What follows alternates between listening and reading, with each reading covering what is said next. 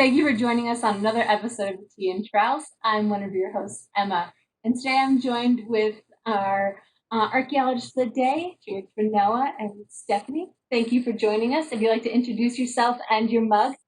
Yes, hello, hello.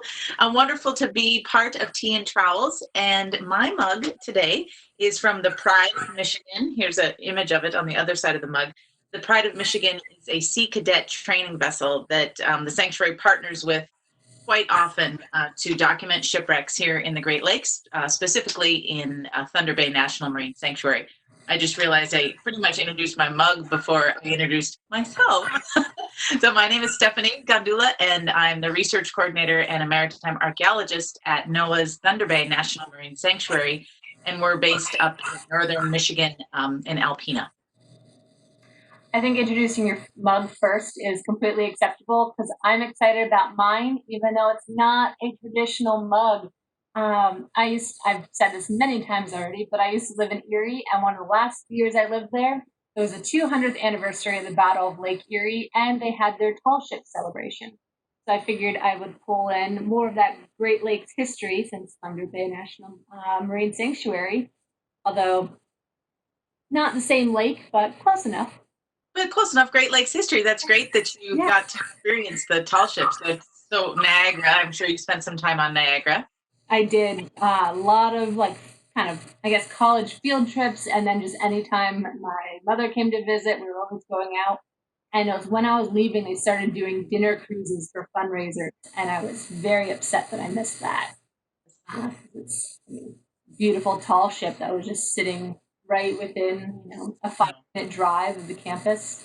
Oh yes, it's awesome. They've come to Alpena, I think almost every year since I've been here. I've been here about 10 years now, and it's such a treat when you can see the masts, and they're coming up the Thunder Bay River, and they'll dock right behind our visitor center, the Great Lakes Maritime Heritage Center.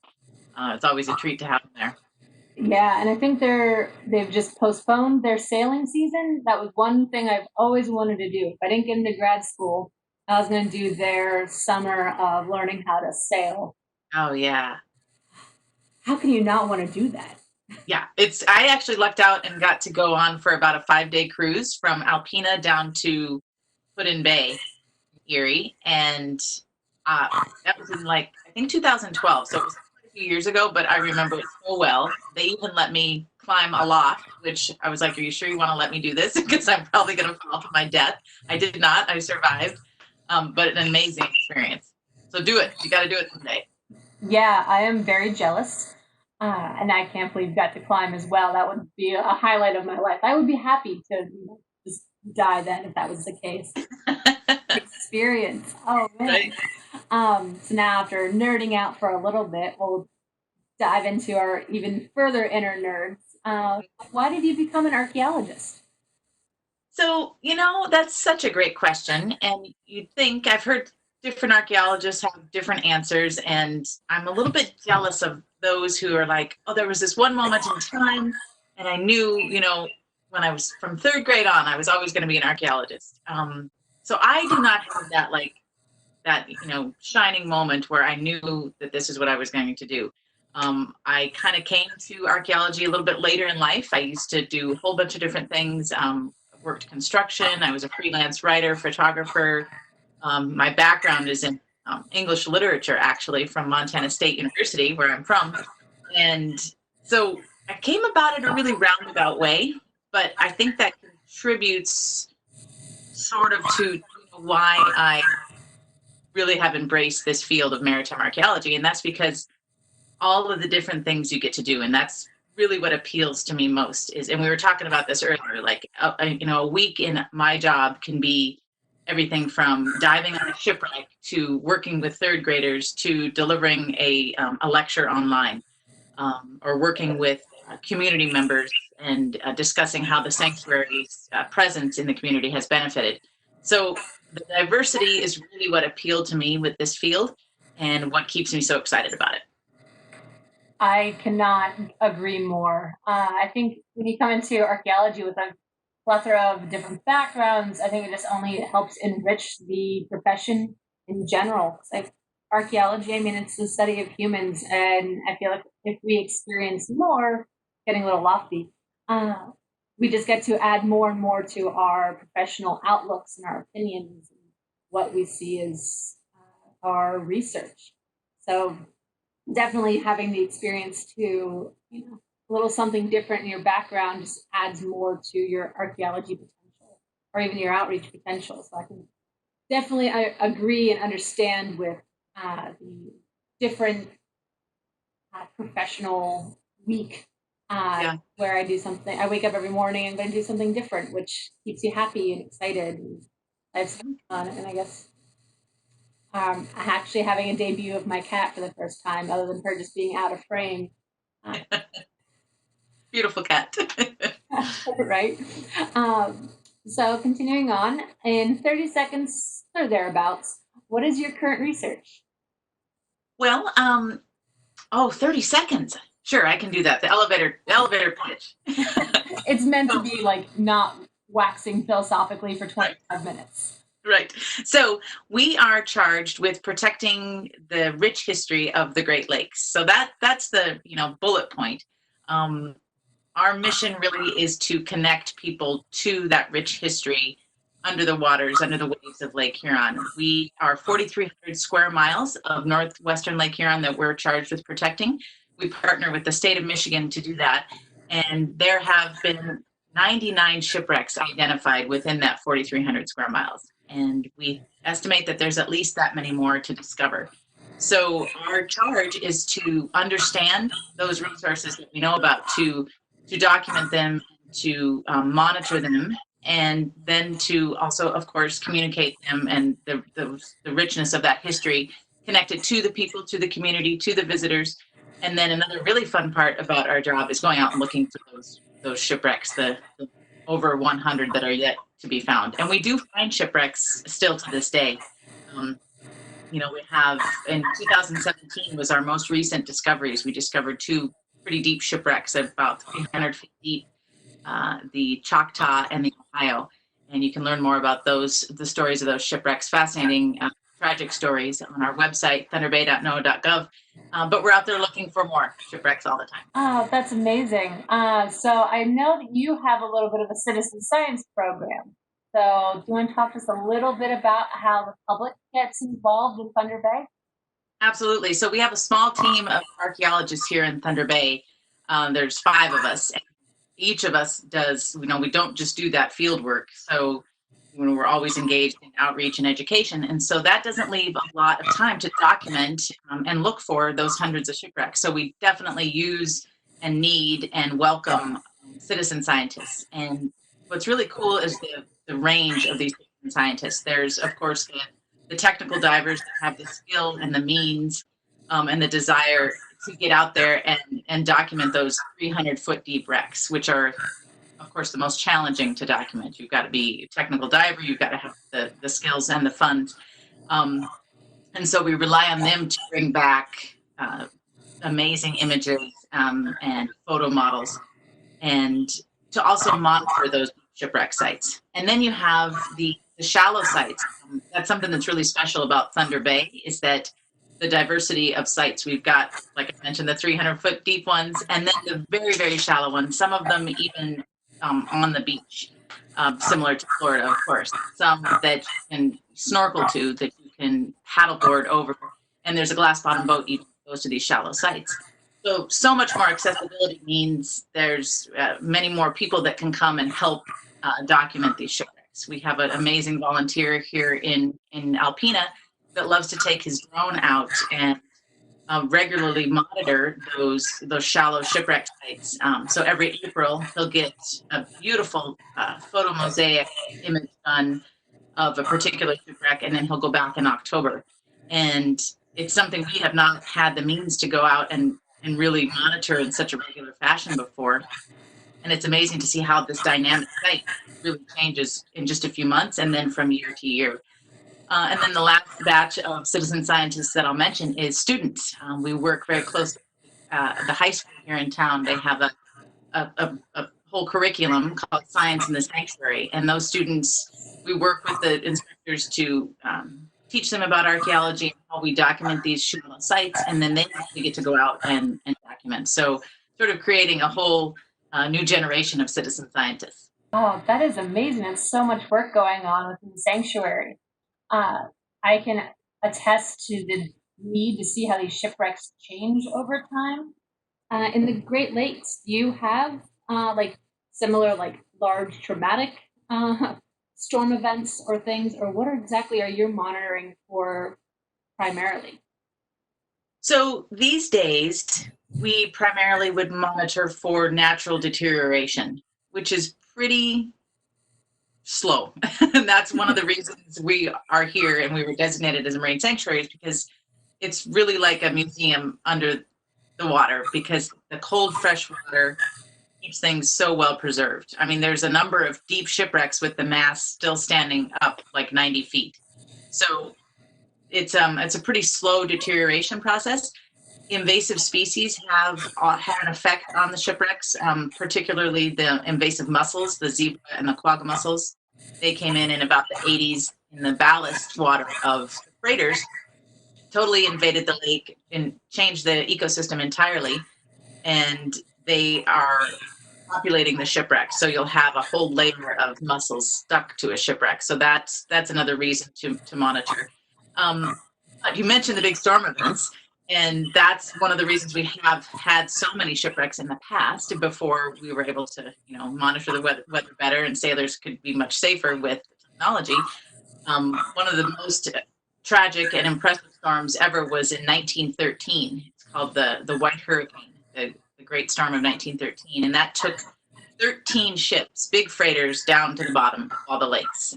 Over 250 sailors lost their lives, and we have one of those freighters as a victim in the sanctuary, the Isaac M. Scott. But that storm had 90-mile-an-hour winds, 30-foot high waves. I mean, people who don't live in the Great Lakes don't realize how they're not lakes. They are truly inland seas with amazing, impressive, scary weather. So a lot of the ships went down because of weather. But to answer your question in a roundabout way, they went down because of weather historically, for the most part, and we monitor now today for that natural degradation. We really don't have much of a problem with looting. We're very fortunate. We've promoted a philosophy from Cousteau, Jacques Cousteau. People will protect what they love. So rather than forbidding people to visit the sites, we hopefully teach them to love them, and then they will be the ones charged with protecting them and telling their dive buddy, hey, don't take that artifact. We want it to be there for the next diver or the next visitor. Exactly, the mentality of leaving only bubbles when diving. It needs to kind of be a little bit more perpetrated towards historical sites underwater as well. You always know not to touch the coral, but no one ever tells you not to, grab the side of a shipwreck. So continuing on a little bit further, what is your favorite tool? And if you have it, you can show it to us. I know we're all working from home. Some tools are a little harder to find than others. This is another one that gave me, I thought about probably way too long. And back to the philosophy and the idea of why we love our jobs, because they're so diverse every day.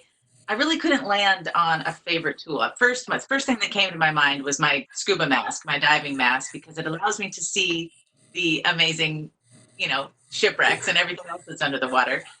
And then I was thinking, well, how about, underwater camera? That's, lots of fun to use. And then that's a great tool because it helps you document and then share. Then I got to thinking, well, really anything that allows us in our field to communicate what we're doing, communicate these stories to the people, to the public, is really would be my favorite tool. So whether that tool is, pen and paper, or whether that tool is, a virtual interview like this, I'd say those would be my favorite tools that helps us get that information and those rich stories out to everyone. Oh, I love that. And especially being a public archaeologist, that is definitely my favorite tool. So I'm glad that, our tea and trowels is one of your favorite tools now. Yeah, absolutely. So this is another little light-hearted kind of question, but what is your best, worst field story? And these are these stories that and at the moment were absolutely traumatizing. But now are, those, you sit around the campfire over a Right. beverage and you talk about them. Well, goodness gracious. The ones that occur to me, I probably shouldn't share. Just in the interest of protecting the innocent, protecting my colleagues, protecting my pride. Um, I would say I do have a tendency to get seasick, and that can be a little bit embarrassing. I think I've worked through it quite a bit, but in my first years, decades ago, out on the water, I definitely had some seasick, embarrassing moments. But I will say I carried on, kept going, did not jeopardize any field work. I've had some pretty, what would you say, exciting dives, some rivers in, South Carolina, where they're nice and black and, raging and muddy, and there's or not crocodiles, alligators and cottonmouth snakes and all that. So those are ones that maybe not a lot of work or proper documentation happened because we were worried about, not dying. Yeah, so those are the few of just a hint at some of the stories in my fieldwork past. I can understand. One of my, I guess, I can't even think of the words to phrase this properly, but I will not dive in black water.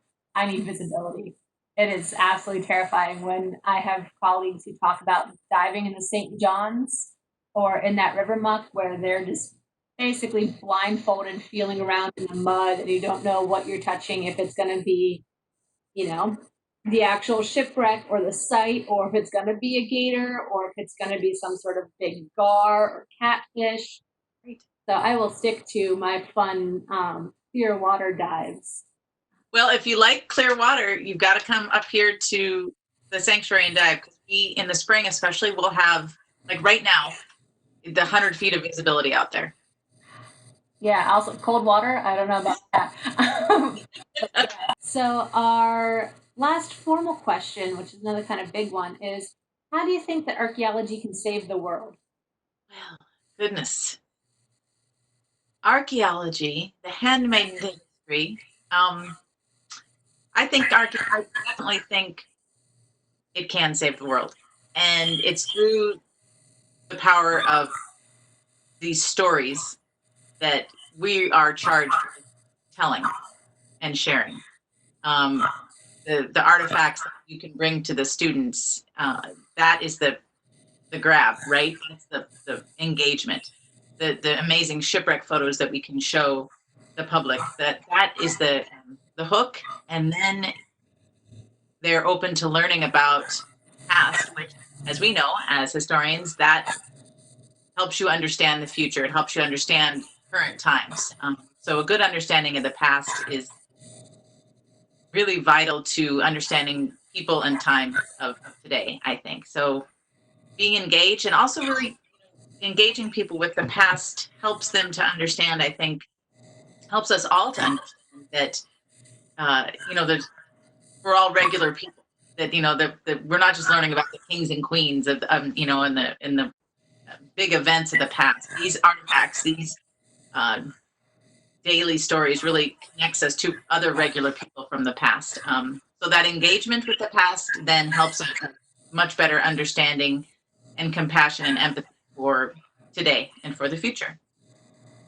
Yes, one of the things that I like about shipwrecks is that since they are traumatic one-shot events, we have this nice little snapshot of a time and a place and the people on board, and we can kind of see those small daily lives of individuals who, weren't actively written about in history. Like you're saying, those kings and queens, you can't really relate to those people, but these everyday common sailors who never made it home. There's a story that in these ships' cargoes, these personal possessions, that really, I think,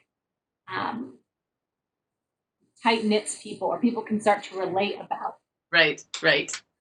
For sure. That is definitely something we talk about in our visitor center. We have a free 10,000 square foot maritime museum where we talk about all these stories. And, we are telling the tragic story, but that's a doorway to tell the stories of the thousands and thousands of people that survived working on the Great Lakes. So our last question, which is a little bit of whimsy, what is keeping you sane during our stay-at-home orders? Well, that's a big assumption in that question. Am I staying sane? You know, most of the time I feel that I am. And I think, it's wonderful. I'm very fortunate that I'm able to work from home. And my husband is here and two cats and a dog. So that's great to have the interaction at home. Also would be the ability to connect with people. I've reached out to more family members that, I haven't talked to a lot of family members in a long time, or talking to them much more often. So being able to connect with family and with colleagues, I think our staff here at the sanctuary, that we're actually connecting more because we have a little bit more regular meetings. We're making more of an effort to check in with each other. So I guess what's keeping me sane, we could say, would be the cats and the internet. Um, yeah, I can agree with the cats and the internet are keeping me very much sane at this moment as well. I have to say thank you so much for one, I got to see your cats, and two, joining me through the internet. I think Yes. perfect might be the title of this episode. Thank you very much. It's been a pleasure to talk with you on Tea and Trowels.